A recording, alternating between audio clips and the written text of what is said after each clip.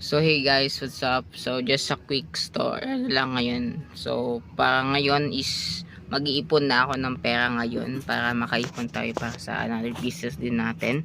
And then ngayon is sasabihin ko lang sa inyo na maggagawa tayo ng video about sa mga ibebenta natin. Ngayon parang naisip ko ngayon is magbebenta tayo ng mga para siyang pangkalakal, yung mga kalakal ganun. Kagaya ng bote, mga bote ng mantika, mga mga lata. So magbebenta tayo ng mga ganon, at para dahil may pera naman din doon kagaya ng sibak, syempre mag-video din tayo about sa pagbebenta natin. Tapos mag-video na din ako para sa natin sa next video natin na yun naman, magbebenta naman tayo ng damit. So lahat ng lahat ng pagbebenta is papasukin na natin para lang tayo magkapera. Syempre ngayon nag-iipon na din ako. Dito ko siya nilagay. Dapat may ipon tayo para secured na, di ba?